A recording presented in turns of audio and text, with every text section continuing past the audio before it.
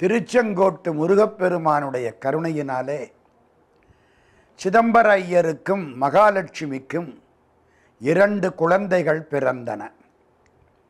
மூத்த குழந்தை பெண் நாகம்மாள் என்று பெயர் வைத்தார்கள். 2வது குழந்தை அர்த்தநாரி ஆண். இந்த அர்த்தநாரி தான் வள்ளிமலை சுவாமிகளாக மாறி பெரிய சித்தராக வாழ்க்கை நடத்தியவர். அவரை பற்றி நாம் சிந்தித்து கொண்டிருக்கிறோம். அர்த்தநாரிக்கு 5 வயசு. அவங்க அப்பா காலமாயிட்டார். இந்த பிள்ளைக்கு படிப்பு வரமாட்டேங்குது. கொண்டே பள்ளிக்கூடத்தில் சேர்த்தா கூட இருக்கிற பையனை பிடிச்சி தள்ளி விட்டுட்டு வந்துடுறான். என்ன செய்கிறது? இந்த படிப்பு இவனுக்கு வரவில்லை. கையெழுத்து போடக்கூட தெரியாது, எழுத்து கூட்டி படிக்க தெரியாது. அவங்க மாமா கங்காதர ஐயர்னு பேர். இந்த பையனை கூட்டிகிட்டு போய் வீட்டில் வச்சுக்கிட்டார். படிப்பு தான் வரல, சமையல் சொல்லி கொடுப்போம். பையன் நல்லா சமைக்க கற்றுக்கிட்டான். அந்த காலத்திலே ஆண்கள் தான் சமையலில் கெட்டிக்காரர்களாக இருந்திருக்கிறார்கள். நலபாகம் பீமபாகம் அப்படின்னு தான் சொல்றது. அதே மாதிரி இந்த பையன் நல்லா சமைக்க கற்றுக்கொண்டு விட்டான். வயசு 9 வயசு. மாமா கங்காதர ஐயர் பார்த்தார். அவருக்கு ஒரு பொண்ணு சுப்புலட்சுமின்னு 5 வயசு. இந்த பையனுக்கு கல்யாணம் பண்ணி வச்சுவிட்டார். அந்த காலம் கரெக்டாக சொல்ல போனால் 1879. அர்த்தநாரி பிறந்தது 1870. கல்யாணம் 1879. 9 வயசு பையன், 5 வயசு பொண்ணு. மாமா கங்காதர ஐயர் கல்யாணம் பண்ணி வச்சுவிட்டார். இப்போ சாப்பாட்டுக்கு என்ன செய்கிறது? இவனுக்கா ஒன்றும் தெரியாது, சமையல் தெரியும், நன்றாக சமைக்க தெரியும். மைசூர் அரண்மனைக்கு போனான். மகாராஜாட்ட வேலைக்கு சேர்ந்தான். 12 வயசு 13 வயசு வேலை பார்த்துக்கிட்டு இருக்கான். என்ன வேலை? சமைக்கிற வேலை. நன்றாக சமைப்பான், சுவையாக சமைப்பான். கைவசம் அந்த தொழில் உண்டு. நன்றாக சமைக்கிறான். இந்த சமைக்கிறதுக்கும் சமயத்துக்கும் ஒரு தொடர்பு உண்டு. சமயம்னா பக்குவப்படுத்துவது, சமைத்தல்னா அதுவும் பக்குவப்படுத்துவது. இந்த ஆன்மாவை பக்குவப்படுத்துறது சமயம், உணவை பக்குவப்படுத்துவது சமைத்தல். ஒரு பெண்ணு பெரிய பெண்ணாயிட்டா சமைஞ்சிட்டாள்னு சொல்கிற பழக்கம் உண்டு. வாரியார் சுவாமி அருமையாக சமைப்பார். ஒரு முறை காசி யாத்திரை போன பொழுது சமைக்கிற ஐயருக்கு உடம்பு சரியால்ல. வாரியார் சாமி அன்னைக்கு சாயந்தரம் நல்லா பருப்பு பொங்கல் சமைச்சிட்டார். அருமையான பருப்பு பொங்கல் சாம்பார். எல்லாரும் சாப்பிட்டாங்களாம். மறுநாள் காலையில் எல்லாரும் போய் சாமி காலில் விழுந்தாங்களாம். என்னன்னாராம், இனிமே நீங்களே சமைச்சிருங்க. சாமி சொன்னாராம், இந்த சமையல் இல்லை, அந்த சமையல் எனக்கு தெரியும். மனத்தை பக்குவப்படுத்துவது சமயம். சமயத்துக்கு தகுந்தாப்புல மாறுறது சமயம் இல்லை, மனத்தை பக்குவப்படுத்துவது சமயம். இவருக்கு என்ன சமையல் தெரியும்? உணவு சமையல் தான் தெரியும். சரி, சமைக்க ஆரம்பித்தார். மைசூர் அரண்மனையிலே நம்முடைய அர்த்தநாரி சமையல்காரராக இருக்கிறார். 3-4 வருஷம் ஆச்சு. அங்கே ஒரு கல்யாணம். அந்த கல்யாணத்துக்காக இவர்கள் எல்லோரும் போயிருக்கிறார்கள். மைசூர் அரண்மனையிலே வேலை பார்க்கக்கூடிய யாரோ ஒருத்தர் வீட்டு கல்யாணம். அந்த பொண்ணுக்கு கல்யாணம். எல்லாம் போய் உட்கார்ந்து இருக்கிறாங்க. மாப்பிள்ளை பையன் தாலியை கட்ட போகிறான். திடீர்னு கீழே விழுந்தா கால் கை வலிப்பு. காக்கா வலிப்பு இல்லை, நம்ம தப்பாக சொல்கிறோம். அது கால் கை வலிப்பு. கால் கை வலிப்பு வந்தது, விழுந்தான், இறந்து போயிட்டான். தாலி கட்ட போனவன் இறந்து போயிட்டான். இனிமே இந்த பொண்ணை யாரு கல்யாணம் பண்ணிக்குவா? அந்த காலத்திலே அது ஒரு பெரிய பிரச்சனை. இந்த பொண்ணுக்கு இன்னி மாப்பிள்ளையே கிடைக்காது. பொண்ணுடைய அப்பா கண்ணீர் விட்டு அழுதார். பெண் ஒரு பக்கம் அழுதாள். மைசூர் மகாராஜா கூப்பிட்டார். இந்த பொண்ணுக்கு ஒரு மாப்பிள்ளை இருக்கான். யாரு? அர்த்தநாரி. அர்த்தநாரி சமயக்காரன். வந்தா, இந்த பொண்ணை நீ 2ஆம் தாரமாக கல்யாணம் பண்ணிக்கோ. பொண்ணு பேரு நஞ்சம்மாள்னு பேர். அங்கே சுப்புலட்சுமி அவ ஒருத்தி. இப்போ நஞ்சம்மாள். மகாராஜா கட்டளை. சரி, இவன் சமையலுக்கு 2 தாரம். 2 தாரத்துக்கு நீ சாப்பாடு போடணும். 2 தாரத்து பண்டாட்டியவும் கூட்டி வந்து மைசூரில் வச்சுக்கிட்டான். அர்த்தநாரிக்கு 2 சம்சாரம், ஒன்று சுப்புலட்சுமி, இன்ன ஒன்று நஞ்சம்மாள். குழந்தை பிறந்தது. முதல் மனைவிக்கு 2 பையன் 1 பொண்ணு, 2வது மனைவிக்கு 2 பொண்ணு 1 பையன். அப்படியே மாறிடுச்சு. குடும்பம் நடத்தணும், சாப்பாட்டுக்கு வழி இவ்வளவுதான். கஷ்ட ஜீவனம். என்ன ஆச்சு தெரியுமல்ல, கடவுளுடைய கட்டளையின் முதல் மனைவி இறந்து விட்டாள். அவளுக்கு பிறந்த 2 ஆண்களும் 1 பெண்ணும் இறந்து விட்டார்கள். 2வது மனைவிக்கு பிறந்த 2 பெண்களும் இறந்து விட்டார்கள். வரிசைக்கு வீட்டில் இறந்துகிட்டே இருந்தா அந்த மனசு என்ன பாடுபடும்? அழுகை, சோகம். யாரு மிச்சம்? அர்த்தநாரி மிச்சம், 2ஆம் தார பெண்டாட்டி நஞ்சம்மாள் மிச்சம், இதுக்கு பிறந்த 1 பையன் மிச்சம். அவ்வளவுதான். மனசு கஷ்டம், துன்பம், வயிற்று வலி வந்துருச்சு. எப்பவும் மனசில் சங்கடம் இருந்தாலோ, மனசில் குழப்பம் இருந்தாலோ அது நிச்சயமா உடம்ப பாதிக்கும். வயிற்று வலி வந்துருச்சு, தீராத வயிற்று வலி. என்ன பண்ணியும் தீரல, தற்கொலை பண்ணிக்கலாமா? இறந்து போயிடுவோம், வேண்டாம், வாழ்க்கையே போய்விட்டது, இத்தனை பேர் இறந்தாச்சு, நான் இறந்து போறேன். அடுத்த வீட்டுக்காரர் சொன்னார், இறந்து போறேன்னு தீர்மானம் பண்ணிவிட்டேன், பழனிக்கு போ, பழனி ஆண்டவனை கும்பிட்டு புட்டு இறந்து போ, அடுத்த பிறவியாவது நிம்மதி கிடைக்கும். பழனிக்கு போய் பழனி ஊரை கும்பிட்டாலே புண்ணியமா. திருப்புகள் பாட்டு சொல்லுது, ஒரு பொழுதும் 2 சரணம் நேசத்தே வைத்து உணரேனே, உனது பழனி மலையனும் ஊரை சேவித்து அறியேனே. உன்னை சேவித்து அறியேனே இல்லை, பழனி மலையனும் ஊரை சேவித்தறியேனே. பழனிங்கிற ஊரை கும்பிட்டாலே புண்ணியம். பழனிக்கு போ, பழனி ஆண்டவனை கும்பிடு, அதுக்கப்புறம் தற்கொலை பண்ணலாமா வேண்டாமான்னு சிந்தித்துக்கொள், புறப்படு. மைசூர்ல இருந்து அர்த்தநாரி, நஞ்சம்மாள், 1 ஆண் குழந்தை, 3 பேரும் புறப்பட்டாங்க. ஏதோ ஒரு பெட்டியில கொஞ்சம் ஏதோ கைவசம் இருந்த சில உடுப்புகள், 2 நகை, அவ்வளவுதான். ஜோலார்பேட்டையில் வந்து இறங்கினா பெட்டி திருடு போயிடுச்சு. சுத்தம், ஒன்றும் கிடையாது. சரி, வேற வழி கிடையாது. பழனிக்கு வந்தாச்சு. கண்ணீர் விட்டு அழுதார். நான் தற்கொலை பண்ணிக்கிறேன், இறந்து போறேன், எனக்கு ஒன்றும் வேண்டாம், அடுத்த பிறவியிலையாவது நிம்மதியை கொடு எம்பெருமானே, அடுத்த பிறவியிலையாவது நிம்மதியை கொடு. திமிர உததி அணைய நரக ஜனன மதனில் விடுவாயேல், செவிடு குருடு வடிவு குறைவு சிறிது மிடியும் அணுகாதே, அமரர் வடிவும் அதிக குலமும் அறிவு நிறையும் வரவே, நின் அருள தருளி எனையும் மனதோடு அடிமை கொளவும் வரவேணும். திருப்புகள். அது மாதிரி கண்ணீர் விட்டு அழுதார். என்ன செய்யணும்? 3 பேரும் தற்கொலை பண்ணிக்கிட்டு இறந்து போகணும். கடைசி நிமிஷம் ஆயிடுச்சு வாழ்க்கையில். பழனி ஆண்டவனை கும்பிட்டு வெளியில வர்றாங்களா, எதிர்த்தாப்புல கோயில் அர்ச்சகர் வரார். அர்த்தநாரி பூணூல் போட்டிருக்கான். பூணூலை பார்த்தார். நீ யாரு, எந்த ஊரு? அர்த்தநாரி. சொந்த ஊரு திருச்செங்கோடு. இப்போ எங்கே இருந்து வர்ற? மைசூர்ல இருந்து வர்றேன். நீ பிராமணன் தானே? ஆமா. வேலை பார்க்குறியா? ஒரு வேலையும் இல்லை. நான் ஒரு வேலை கொடுத்தா செய்வியா? என்ன வேலை? மடப்பள்ளியில் வேலை. பழனி ஆண்டவன் கோயிலில் வேலை பார்த்தவர் இறந்து போயிட்டார், ஆள் கிடையாது, சிரமமா இருக்கு, நீ வேலை பாரு, உன் பையனுக்கு படிப்புக்கு நான் ஆச்சு, நீ இருக்கிறதுக்கு வீடு ஏற்பாடு பண்ணி தர்றேன். எப்படி இருக்கும்? நான் சாக போறேன், பழனி ஆண்டவன் வந்து தடுத்து ஆட்கொள்கிறான். சரின்னு ஒத்துக்கிட்டார். இந்த வயிற்று வலியை என்ன பண்றது? வயிற்று வலி விடாம இருக்கு, விடு தீரணுமே. குருக்கள்கிட்ட கேட்கிறார், பல வருஷமா வயிற்று வலி தாங்கலை, அதான் தற்கொலை பண்ணிக்க நினைச்சேன். கவலைப்படாதே, பழனி ஆண்டவனுக்கு ராக்கால சந்தனம் உண்டு, அதை வாங்கி சாப்பிடு. அது என்ன ராக்கால சந்தனம்? பழனி ஆண்டவனுடைய திருமேனி 9 மூலிகைகளால் ஆனது. சொல்லப்போன பாஷாணம், விஷம். 9 பாஷாணங்கள். அதுக்கு மேலே ஒரு கோட்டிங். ராத்திரிக்கு நல்ல சந்தனத்தை, நல்ல சந்தனம் கல்லில் வச்சு அரைக்கணும்.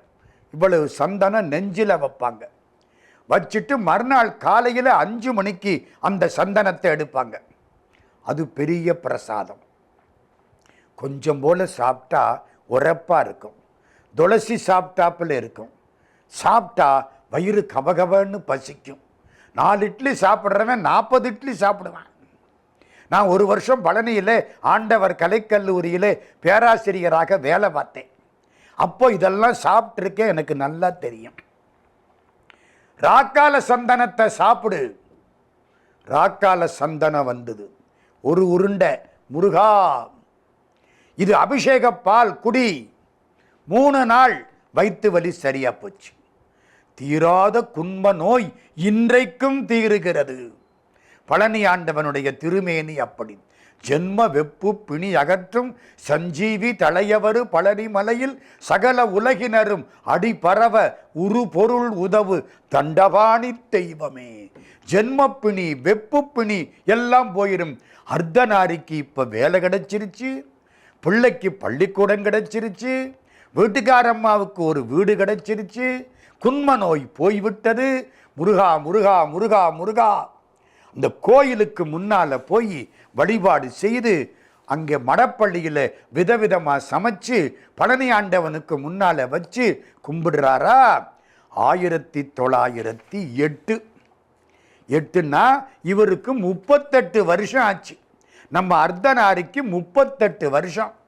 மறந்துடாதீங்க, கையெழுத்து போடக்கூட தெரியாது, தமிழ் தட்டு தடுமாறி கூட படிக்க தெரியாது, சமைக்க தெரியும். 1908 பழனியில் நின்று கும்பிடுற பொழுது பின்னால மதுரையிலிருந்து வந்த ஒரு பெண் அழகா ஒரு பாட்டு பாடுறாங்க, திருப்புகழ் பாட்டு. வங்கார மார்பிலணி தாரோடு எற்கோடசைய அப்படின்னு தொடங்குற பாட்டு. அந்த பாட்டை கேட்டுக்கிட்டே இருந்தார். அட, இந்த சந்தம் நல்லா இருக்கே. சிங்கார ரூபமயில் வாகன நமோ நமென கந்தா குமார சிவ தேசிக நமோ நமென சிந்தூர பார்வதி சுதாகர நமோ நமென விருதோதை சிந்தான ஜோதி கதிர் வேலவ நமோ நமென அங்காள வேணி குரு வானவ நமோ நமென தின்சூரராளி மலை தூள்பட வை வேலை விடு முருகோனே. அம்மா அம்மா, அந்த பாட்டை திரும்ப சொல்லுங்க. சிங்கார ரூபமயில் வாகன நமோ நம, சிங்கார ரூபமயில் வாகன நமோ நம. ஆகா, முருகன் மயில், சிங்கார ரூபமயில். மயில் நீல நிறத்தில் இருக்கும், முருகன் சிவப்பா இருப்பார். திருச்செந்தூருக்கு போனால் கடல் நீல நிறமாக இருக்கும், சூரியன் சிவப்பா வருவார். அதுதான் முருகன், அதுதான் மயில். இந்த கடல் தான் மயில், அந்த சூரியன் தான் முருகப்பெருமான். சந்தோஷமா இருக்கு. சிங்கார ரூபமயில் வாகன நமோ நம. அம்மா, இந்த பாட்டு நல்லா இருக்கே, இந்த பாட்டு எங்கே இருக்கு? அந்த அம்மா, இது திருப்புகழ் பாட்டு. திருப்புகழா? அப்படி ஒரு நூல் இருக்கா? ஆமா, இருக்கு. 16,000 பாட்டு அருணகிரியார் பாடினார். இப்போ 1300 சொச்சம் பாட்டு தான் கிடைச்சிருக்கு. அப்படியா? அம்மா, இந்த பாட்டை எழுதி கொடுக்குறீங்களா? பாட்டு எழுதி கொடுத்தா நீ படிக்க முடியுமா? ஆமா, எனக்கு படிக்க தெரியாதே, நான் என்ன செய்யறது? முதல்ல எழுத படிக்க கற்றுக்கோ, அப்புறம் திருப்புகள் படிக்கலாம். 38 வயசு அர்த்தநாரிக்கு. அந்த கோயிலில் மணின்னு ஒரு பையன், அந்த பையன்கிட்ட போயிட்டார். இந்த பாரு, உனக்கு பிரசாதமெல்லாம் தாரேன், எனக்கு ஆனாவன்னா சொல்லி கொடுக்குறியா? நான் எப்படியாவது திருப்புகள் படிக்கணும். 38 வயசில் ஆனாவன்னா கற்றுக்கொண்டு தமிழ் படித்து திருப்புகளை தட்டு தடுமாறி படிக்க கற்றுக்கொண்டார். கோயில் ஓதுவார்கிட்ட போய் கேட்டார், எனக்கு திருப்புகள் எழுதி கொடுங்க. ஓதுவார் தப்பு தப்பாக எழுதி கொடுத்தார். முருகனுடைய நூல் மட்டுமல்ல, எந்த தமிழ் நூலையும் தவறாக படிக்கக்கூடாது. தமிழ் என்பது மந்திரம், தவறாக படித்தால் அது நிச்சயமாக பலித்துவிடும். அழித்து பிறக்க ஒட்டா அயில்வேலன் கவியை அன்பால் எழுத்து பிழையறக் கற்கின்றீர். ஒரு தப்பும் வராம பேசணும், ஒரு தப்பும் வராம படிக்கணும். தப்பு வந்தா போச்சு, அதுக்கான பலன் கிடைத்து விடும். தப்பு தப்பா எழுதி கொடுத்தார். இவர் கஷ்டப்பட்டு படிச்சாரா? அந்த ஊருக்கு வந்த ஒரு அறிஞர் சொன்னார், உனக்கு என்னப்பா வேணும்? எனக்கு திருப்புகழ் புஸ்தகம் வேணும். அந்த அறிஞருக்கு கிருஷ்ணசாமி பண்டாரம்னு பேர். இதெல்லாம் நடந்த நிகழ்ச்சிகள். உனக்கு புத்தகம் தானே வேணும், 292 லிங்கிச்செட்டி தெரு, சென்னை அப்படிங்கிற அட்ரஸுக்கு ஒரு கார்டு போடு. அந்த காலத்தில் கார்டெல்லாம் இருந்துச்சு. என்ன அட்ரஸு? 292 லிங்கிச்செட்டி தெரு, சென்னை. ஒரு கடுதாசி போடு, புத்தகம் வந்துடும். ஆகா, பரவாயில்லையே. ஒரு கடுதாசி போட்டார். அங்கே இருந்து புத்தகம் வந்தது. பணத்தை கட்டிட்டு புத்தகத்தை எடுத்து விட்டார். சுத்தமான பதிப்பு, திருப்புகழ் பதிப்பு, தவறில்லாத பதிப்பு, 1000 பாட்டுக்கள் கொண்ட அற்புதமான பதிப்பு, தணிகை மணி, வாசு செங்கல்வராய பிள்ளை போட்ட பதிப்பு. அவங்க அப்பா வடக்குப்பட்டு சுப்பிரமணிய பிள்ளை தான் திருப்புகளை தேடி கண்டுபிடிச்சு தொகுத்த புண்ணியவான். இவர் தணிகை மணி செங்கல்வராய பிள்ளை திருப்புகளுக்கு விளக்கம் எழுதிய புண்ணியவான். அந்த புத்தகம் கிடைச்சது. 292 லிங்கிச்செட்டி தெரு, அர்த்தநாரி. அதை வாங்கிக்கிட்டார். வாங்கி படிக்க ஆரம்பிச்சார். 450 பாட்டு பாடம் பண்ணினார் திருப்புகள். திருப்புகள் படிக்கும் அவர் சிந்தை வலுவாலே ஒருத்தரை மதிப்பதிலை உண்டன் அருளாலே. அப்படிப்பட்ட நூல் திருப்புகள். 450 பாட்டு பாடம் பண்ணிவிட்டார். முருகப்பெருமான் சந்நிதியில் போய் நின்று 450 பாட்டையும் வாயார படிக்கிறார். சந்தோஷமா இருக்கு. திருப்புகள் படிக்க படிக்க மனசு நிம்மதியா இருக்கு. எம்பெருமானே, இங்கேயும் நல்ல வாழ்க்கையை கொடு, அங்கேயும் நல்ல வாழ்க்கையை கொடு.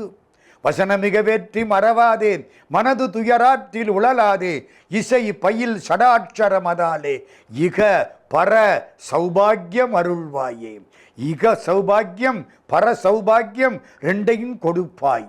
வசனமிக வேற்றி மறவாதே, மனது துயராற்றில் உழலாதே, இசை பயில் சடாட்சரமதாலே, இகபர சௌபாகியம் அருள்வாயே. பசுபதி சிவாக்கியம் உணர்வோனே, பழனி மலை வீத்தருளும் வேளா, அசுரர் கிளைவாட்டி மிக வாட, அமரர் சிறை மீட்ட பெருமாளே. எவ்வளவு பாட்டு! 450 பாட்டு. 6 வட வீட்டுக்கும் திருப்புகள், 5 தலங்களுக்கும் திருப்புகள், பூதஸ்தலங்கள். அவ்வளதும் ஒப்பிச்சுக்கிட்டு இருக்கார். முருகப்பெருமான் மனசுக்குள்ள உட்கார்ந்துட்டார். ஒரு நாள் கனவுல காட்சி. பாபநாசம் போ, திருப்புகள் படித்து கொண்டு சென்று கல்யாண தீர்த்தம் கொண்டா. சாமி பாபநாசத்துக்கு போறார். பாபநாசம் ஆகணும்னா பாபநாசத்துக்கு போகணும். திருநெல்வேலி பக்கம். திருப்புகள் படிச்சுக்கிட்டே போய் கல்யாண தீர்த்தத்தில் இருந்து, வாவேசு ஐயர் இறந்த இடம் கல்யாண தீர்த்தம். அங்கே போய் வழிபாடு செய்து தீர்த்தம் கொண்டாந்து பழனி ஆண்டவனுக்கு அபிஷேகம். ஆடி அமாவாசை பொதிகமலைக்கு போ, பான தீர்த்தம் கொண்டா. அர்த்தநாரி புறப்பட்டார். வழியெல்லாம் திருப்புகள் பாராயணம், பான தீர்த்தம், அபிஷேகம். வெள்ளியங்கிரிக்கு போ, தேவி தீர்த்தம் கொண்டா. வெள்ளியங்கிரி மலையில ஏறுறார், தீர்த்தம் கொண்டாந்தார், அபிஷேகம். நடந்தே திருச்செந்தூருக்கு போனார். திருச்செந்தூர் முருகனை பார்க்கிறார். கண்ணீர் விட்டு கதறினார். எம்பெருமானே, அருணகிரிக்கு நடன காட்சி காட்டியது நீதானே. அற்புதமான வாக்கு. தண்டையணி வெண்டையங்கிணி சதங்கையும் தன்களல் சிலம்புடன் கொஞ்சவேனின் தந்தையினை முன்பறிந்தின்ப உரி கொண்டு நன் சந்தொடமணைந்து நின்றன்பு போல கண்டுரகடம்புடன் சந்த மகுடங்களும் கஞ்சமலர் செங்கையும் சிந்துவேலும் கண்களும் முகங்களும் சந்திர நிறங்களும் கண்குளிர எந்தன் முன் சந்தியாவோ. அங்க போய் கண்ணீர் விட்டு அழுதார். வழிபாடு பண்ணினார். கதிர்காமத்துக்கு போகணும். கதிர்காமத்துக்கு போகணும்னா கப்பல்ல போகணும். என்ன செய்யலாம்? கப்பல் அதிகாரி வீட்டில் போய் சமைக்கிற ஆளா சேர்ந்தார். 6 மாசம் சமைச்சார். அவர் என்ன வேணும்னு கேட்டார். அனுமதி வேணும். கதிர்காமத்துக்கு போனார். கதிர்காமத்து முருகனை பார்த்து 6 மாதம் அங்கேயே தங்கினார். பொண்டாட்டி பிள்ளை எல்லாம் முருகன் பார்த்துக்குவான், இனிமே திருப்புகழ் தான் எனக்கு எல்லாம். கதிர்காமத்து பெருமானை வணங்கி அங்கிருந்து நேர திருவண்ணாமலைக்கு வந்தார். திருவண்ணாமலையில் சேஷாத்திரி சுவாமிகளை சந்தித்தார், ரமண பகவானை சந்தித்தார். அவர்கள் சொன்னபடி வள்ளிமலைக்கு வந்தார். வள்ளிமலையில் ஒரு ஆசிரமத்தை உண்டாக்கினார். வள்ளிமலை சுவாமிகள், சச்சிதானந்த சுவாமிகள் என்ற பெயரில் திருப்புகளை பரப்பினார். சேஷாத்திரி சுவாமிகள் இவருக்கு அடிக்கடி காட்சி கொடுத்தார். சிறந்த சித்தர்களில் திருத்தணிப்பதியில் வாழ்ந்து திருப்புகளை பரப்பிய ஒரு பெரும் சித்தர் நம்முடைய வள்ளிமலை சுவாமிகள்.